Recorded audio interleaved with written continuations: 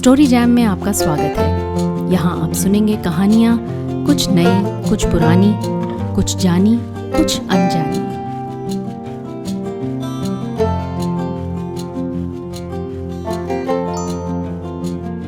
कुछ लेखक ऐसे हैं जिनकी रचनाएं मेरे काम को बहुत आसान बना देती हैं। भगवती चरण वर्मा ऐसे ही एक लेखक हैं। वो ऐसे लिखते हैं जैसे वो आपके घर की बैठक में चाय का कप थामे आपसे बातें कर रहे हों। आज की कहानी उनकी अद्भुत कल्पना और कहानी कहने की कला का प्रमाण है। कहानी का विषय भी बहुत दिलचस्प है। अंग्रेजों ने भारत पर कब्जा कैसे किया।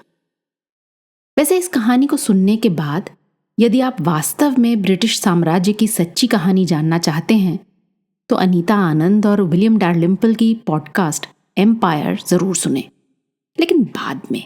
अभी के लिए भगवती चरण वर्मा के महागप्पबाज हीरो जी के साथ आज के स्टोरी जैम का आनंद लें। हीरो जी को आप नहीं जानते और ये दुर्भाग्य की बात है। इसका ये अर्थ नहीं कि केवल आपका दुर्भाग्य है, दुर्भाग्य हीरो जी का भी है। कारण वो बड़ा सीधा साधा है। यदि आपका हीरो जी से परिचय हो जाए तो आप निश्चय समझ लें कि आपका संसार के एक बहुत बड़े विद्वान से परिचय हो गया। हीरो जी को जानने वालों में अधिकांश का मत है कि हीरो जी पहले जन्म में विक्रमादित्य के नवरत्नों में से एक अवश्य रहे होंगे और अपने किसी पाप के कारण उनको इस जन्म में हीरो जी की योनि प्राप्त हुई। अगर हीरो जी का आपसे परिचय हो जाए तो आप ये समझ लीजिए कि उन्हें एक मनुष्य अधिक मिल गया जो उन्हें अपने शौक में प्रसन्नतापूर्वक एक हिस्सा दे सके। हीरो जी ने दुनिया देखी है। यहां यह जान लेना ठीक होगा कि हीरो जी की दुनिया मौज और मस्ती की ही बनी है। शराबियों के साथ बैठकर उन्होंने शराब पीने की बाजी लगाई है और हर दम जीते हैं। अफीम के आदी हैं, पर अगर मिल जाए तो इतनी खा लेते हैं जितनी से एक खानदान का खानदान स्वर्ग की या नर्क की यात्रा कर सके। भंग पीते हैं तब तक जब तक उनका पेट न भर जाए। चरस और गांजे के लोभ में साधु बनते बनते बच गए। एक बार एक आदमी ने उन्हें संख्या खिला दी थी, इस आशा से कि संसार एक पापी के भार से मुक्त हो जाए। पर दूसरे ही दिन हीरो जी उसके यहां पहुंचे। हंसते हुए उन्होंने कहा, यार कल का नशा नशा था। राम दुहाई, अगर आज भी वो नशा करवा देते तो तुम्हें आशीर्वाद देता। लेकिन उस आदमी के पास संख्या मौजूद ना थी। हीरो जी के दर्शन प्रायः चाय की दुकान पर हुआ करते हैं। जो पहुंचता है वो हीरो जी को एक प्याला चाय अवश्य पिलाता है। उस दिन जब हम लोग चाय पीने पहुंचे तो हीरो जी एक कोने में आंखें बंद किए हुए बैठे कुछ सोच रहे थे। हम लोगों में बातें शुरू हो गईं और हरिजन आंदोलन से घूमते फिरते बात आ पहुंची दानवराज बलि पर। पंडित गोवर्धन शास्त्री ने ऑमलेट का एक टुकड़ा मुंह में डालते हुए कहा, भाई ये तो कलयुग है, ना किसी में दीन है ना ईमान। कौड़ी कौड़ी पर लोग बेईमानी करने लग गए हैं। अरे अब तो लिख कर भी लोग मुकर जाते हैं। एक युग था जब दानव तक अपने वचन निभाते थे। सुरों और नरों की तो बात ही छोड़ दीजिए। दानवराज बलि ने वचनबद्ध होकर सारी पृथ्वी दान कर दी थी। पृथ्वी ही काहे को, स्वयं अपने को भी दान कर दिया था। हीरो जी चौंक उठे। खास कर उन्होंने कहा, क्या बात है, जरा फिर से तो कहना। सब लोग हीरो जी की ओर घूम पड़े। कोई नई बात सुनने को मिलेगी इस आशा से मनोहर ने शास्त्री जी के शब्दों को दोहराने का कष्ट उठाया। हीरो जी, ये गोवर्धन शास्त्री जो हैं सो कह रहे हैं कि कलयुग में धर्म कर्म सब लोप हो गया। त्रेता में तो दैत्यराज बलि तक ने अपना सब कुछ केवल वचनबद्ध होकर दान दिया था। हीरो जी हंस पड़े। हाँ, तो ये गोवर्धन शास्त्री कहने वाले हुए और तुम लोग सुनने वाले, ठीक ही है। लेकिन हमसे सुनो, ये तो कह रहे हैं त्रेता की बात। अरे तब तो अकेले बलि ने ऐसा किया था, लेकिन मैं कहता हूं कलयुग की बात। कलयुग में तो एक आदमी की कही हुई बात को उसकी 7-8 पीढ़ी तक निभाती गई, और यद्यपि वो पीढ़ी स्वयं नष्ट हो गई, लेकिन उसने अपना वचन नहीं तोड़ा। हम लोग आश्चर्य में पड़ गए। हीरो जी की बात समझ में नहीं आई, पूछना पड़ा, हीरो जी, कलयुग में किसने इस प्रकार अपने वचनों का पालन किया है? लौंडे हो ना, हीरो जी ने मुंह बनाते हुए कहा। जानते हो मुगलों की सल्तनत कैसे गई? हाँ, अंग्रेजों ने उनसे छीन ली। तभी तो कहता हूं कि तुम सब लोग लौंडे हो। स्कूली किताबों को रट रट कर बन गए पढ़े लिखे आदमी। अरे मुगलों ने अपनी सल्तनत अंग्रेजों को बख्श दी। हीरो जी ने ये कौन सा नया इतिहास बनाया? आंखें कुछ अधिक खुल गईं, कान खड़े हो गए। मैंने कहा, सो कैसे? अच्छा तो फिर सुनो, हीरो जी ने आरंभ किया। जानते हो, शहंशाह शाहजहां की लड़की शहजादी रोशन आरा एक दफे बीमार पड़ गई थी, और उसे एक अंग्रेज डॉक्टर ने अच्छा किया था। उस डॉक्टर को शहंशाह शाहजहां ने हिंदुस्तान में तिजारत करने के लिए कलकत्ते में एक कोठी बनाने की इजाज़त दे दी थी। हाँ, ये तो हम लोगों ने पढ़ा है, लेकिन असल बात यह है कि शहजादी रोशन आरा, वही शहंशाह शाहजहां की लड़की, एक दफ़े जल गई। अधिक नहीं जली थी, अरे हाथ में थोड़ा सा जल गई थी, लेकिन जल तो गई थी। और थी शहजादी। बड़े बड़े हकीम और वैद्य बुलाए गए, इलाज किया गया, लेकिन शहजादी को कोई अच्छा ना कर सका। और शहजादी को भला अच्छा कौन कर सकता था? वो शहजादी थी ना। सब लोग लगाते थे लेप, और लेप लगाने से होती थी जलन, और तुरंत शहजादी ने धुलवा डाला उस लेप को। भला शहजादी को रोकने वाला कौन था? अब शहंशाह सलामत को फिक्र हुई, लेकिन शहजादी अच्छी हो तो कैसे? वहां तो दवा असर करने ही नहीं पाती थी। उन्हीं दिनों एक अंग्रेज घूमता घामता दिल्ली आया, दुनिया देखे हुए, घाट घाट का पानी पिए हुए, पूरा चालाक और मक्कार।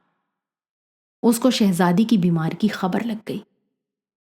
नौकरों को घूस देकर उसने पूरा हाल दरियाफ्त किया। उसे मालूम हो गया कि शहजादी जलन की वजह से दवा धुलवा डाला करती है।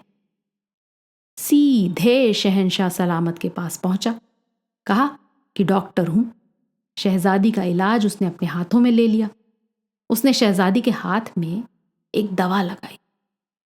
उस दवा से जलन होना तो दूर रहा, उल्टे जले हुए हाथ में ठंडक पहुंची।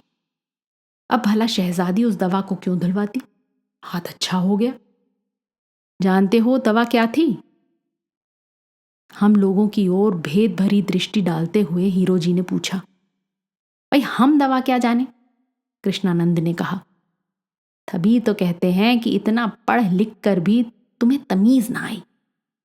अरे वो दवा थी वैसलीन, वही वैसलीन जिसका आजकल घर घर में प्रचार है। वैसलीन? लेकिन वैसलीन तो दवा नहीं होती, मनोहर ने कहा। हीरो जी संभल कर बैठ गए, फिर बोले, कौन कहता है कि वैसलीन दवा होती है?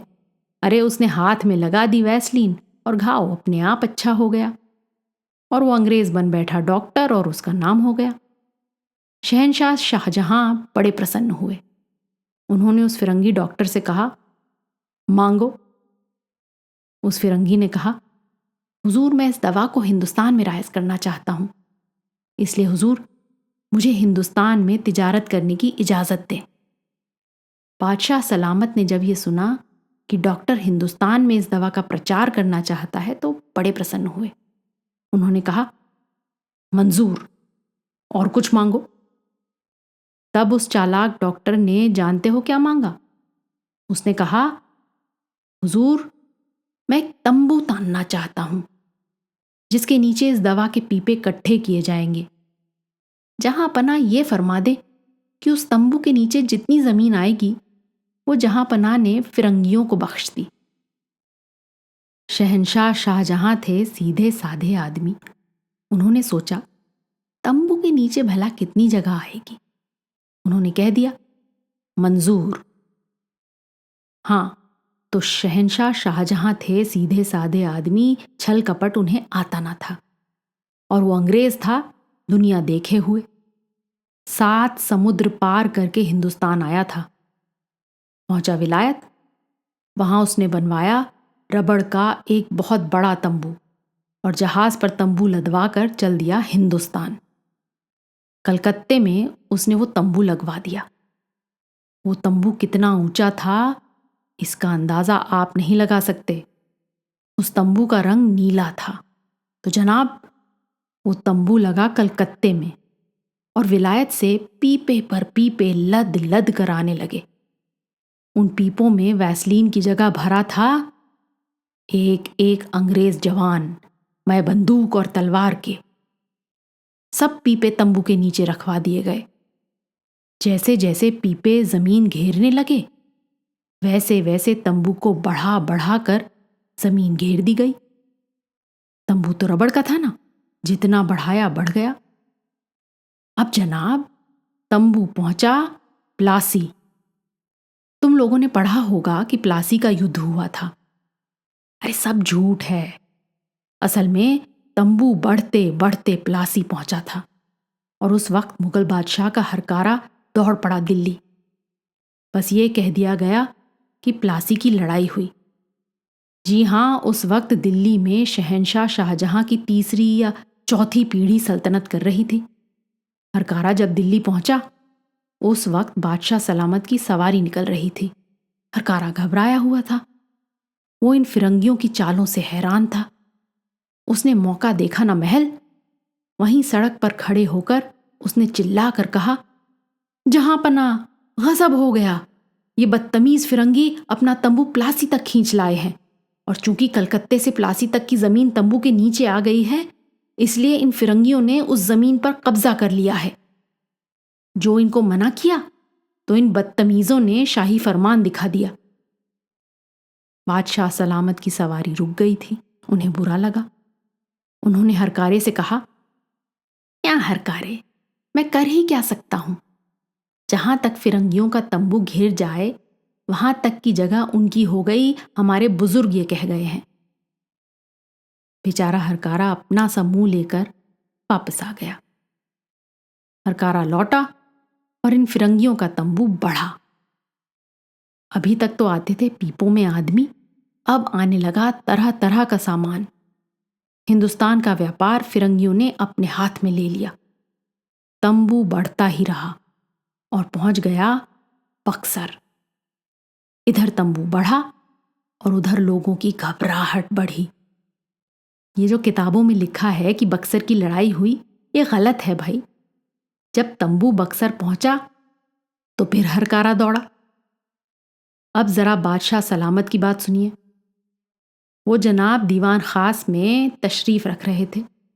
उनके सामने सैकड़ों बल्कि हजारों मुसाहिब बैठे थे। बादशाह सलामत हुक्का गुड़गुड़ा रहे थे। सामने एक साहब जो शायद शायर थे कुछ गा गा कर पढ़ रहे थे और कुछ मुसाहिब गला फाड़ फाड़ कर वाह वाह चिल्ला रहे थे। कुछ लोग तीतर और बटेर लड़ा रहे थे। हरकारा जो पहुंचा तो ये सब बंद हो गया। बादशाह सलामत ने पूछा, मियाँ हरकारे, क्या हुआ, इतने घबराए हुए क्यों हो? हाँफते हुए हरकारे ने कहा, जहां पनाह, इन बदसात फिरंगियों ने अंधेर मचा रखा है। वो अपना तंबू बक्सर खींच लाए हैं। बादशाह सलामत को बड़ा ताज्जुब हुआ। उन्होंने अपने मुसाहबों से पूछा, यह हरकारा कहता है कि फिरंगी अपना तंबू कलकत्ते से बक्सर तक खींच लाए हैं, ये कैसे मुमकिन है? इस पर एक मुसाहब ने कहा, जहां पनाह, ये फिरंगी जादू जानते हैं, जादू। दूसरे ने कहा, जहां पनाह, इन फिरंगियों ने जिन्नात पाल रखे हैं, जिन्नात सब कुछ कर सकते हैं। बादशाह सलामत की समझ में कुछ नहीं आया। उन्होंने हरकारे से कहा, या हरकारे, तुम बतलाओ, ये तंबू किस तरह बढ़ाया? हरकारे ने समझाया कि तंबू रबड़ का है। इस पर बादशाह सलामत बड़े खुश हुए। उन्होंने कहा, ये फिरंगी भी बड़े चालाक हैं, पूरे अकल के पुतले हैं। इस पर सब मुसाहबों ने एक स्वर में कहा, इसमें क्या शक है, जहां पनाह बजा फरमाते हैं। बादशाह सलामत मुस्कुराए। अरे भाई, किसी चौबदार को भेजो जो इन फिरंगियों के सरदार को बुला लावे, मैं उसे खिल्लत दूंगा। सब मुसाहब कह उठे, वल्लाह जहां पनाह ही एक दरिया दिल है, इस फिरंगी सरदार को जरूर खिल्लत देनी चाहिए। हरकारा घबराया। वो आया था शिकायत करने। यहां बादशाह सलामत फिरंगी सरदार को खिल्लत देने पर आमादा है। वो चिल्ला उठा, जहां पनाह, इन फिरंगियों ने जहां पनाह की सल्तनत का एक बहुत बड़ा हिस्सा अपने तंबू के नीचे करके उस पर कब्जा कर लिया है। जहां पनाह, ये फिरंगी जहां पनाह की सल्तनत छीनने पर आमादा दिखाई देते हैं। मुसाहब चिल्ला उठे, ये ऐसा गजब। बादशाह सलामत की मुस्कुराहट गायब हो गई। थोड़ी देर तक उन्होंने सोचकर कहा, मैं क्या कर सकता हूं? मेरे बुजुर्ग इन फिरंगियों को उतनी जगह दे गए जितनी तंबू के नीचे आ सके। भला मैं उसमें कर ही क्या सकता हूं? हां, फिरंगी सरदार को खिल्लत नहीं दूंगा। इतना कहकर बादशाह सलामत फिरंगियों की चालाकी अपने बेगमात से बतलाने के लिए हरम में अंदर चले गए। हरकारा बेचारा चुपचाप लौट आया। जनाब, उस तंबू ने बढ़ना जारी रखा। एक दिन क्या देखते हैं कि विश्वनाथपुरी काशी के ऊपर वो तंबू तन गया। अब तो लोगों में भगदड़ मच गई। उन दिनों राजा चैत सिंह बनारस की देखभाल करते थे। उन्होंने उसी वक्त बादशाह सलामत के पास हरकारा दौड़ाया। वो दीवान खास में हाजिर किया गया। हरकारे ने बादशाह सलामत से अर्ज की कि वो तंबू बनारस पहुंच गया है और तेजी से दिल्ली की तरफ आ रहा है। बादशाह सलामत चौंक उठे। उन्होंने हरकारे से कहा, तुम यहाँ हरकारे, तुम ही बतलाओ क्या किया जाए। वहां बैठे हुए दो एक उमराओं ने कहा, जहां पनाह एक बड़ी फौज भेजकर इन फिरंगियों का तंबू छोटा करवा दिया जाए और कलकत्ते भेज दिया जाए। हम लोग जाकर लड़ने को तैयार हैं, जहां पनाह का हुक्म बर हो जाए। इस तंबू की क्या हकीकत है, एक मर्तबा आसमान को भी छोटा कर दे। बादशाह सलामत ने कुछ सोचा, फिर उन्होंने कहा, क्या बतलाऊं? हमारे बुजुर्ग शहंशाह शाहजहां इन फिरंगियों को तंबू के नीचे जितनी जगह आ जाए वो बख्श गए हैं। बख्शीशनामा की रूह से हम लोग कुछ नहीं कर सकते। आप जानते हैं, हम लोग अमीर तैमूर की औलाद हैं। एक दफा जो जबान दे दी वो दे दी। तंबू का छोटा कराना तो खैर मुमकिन है। हाँ, कोई ऐसी हिकमत निकाली जाए जिससे फिरंगी अपना तंबू आगे ना बढ़ा सकें। इसके लिए दरबार आम किया जाए और ये मसला वहां पेश हो। इधर दिल्ली में ये बातचीत हो रही थी और उधर इन फिरंगियों का तंबू इलाहाबाद इटावा ढकता हुआ आगरे पहुंचा। दूसरा हरकारा दौड़ा। उसने कहा, जहां पनाह, वो तंबू आगरे तक बढ़ाया है। अगर अब भी कुछ नहीं किया जाता तो ये फिरंगी दिल्ली पर भी अपना तंबू तान कर कब्जा कर लेंगे। बादशाह सलामत घबराए। दरबार आम किया गया। सब अमीर उमरा इकट्ठा हो गए और बादशाह सलामत ने कहा, आज हमारे सामने एक अहम मसला पेश है। आप लोग जानते हैं कि हमारे बुजुर्ग शहंशाह शाहजहां ने फिरंगियों को इतनी ज़मीन बख्श दी थी जितनी उनके तंबू के नीचे आ सके। इन्होंने अपना तंबू कलकत्ते में लगवाया था, लेकिन वो तंबू है रबड़ का और धीरे धीरे ये लोग तंबू आगरे तक खींच लाए। हमारे बुजुर्गों से जब ये कहा गया तब उन्होंने कुछ करना मुनासिब न समझा, क्योंकि शहंशाह शाहजहां अपना कौल हार चुके हैं। हम लोग अमीर तैमूर की औलाद हैं और अपने कौल के पक्के हैं।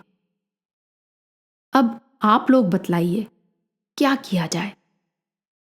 अमीरों और मनसबदारों ने कहा, हमें इन फिरंगियों से लड़ना चाहिए और इनको सजा देनी चाहिए। इनका तंबू छोटा करवा के कलकत्ते भिजवा देना चाहिए। बादशाह सलामत ने कहा, लेकिन हम अमीर तैमूर की औलाद हैं, हमारा कौल टूटता है। इसी समय तीसरा हरकारा हांफता हुआ बिना इत्तला कराए ही दरबार में घुस आया।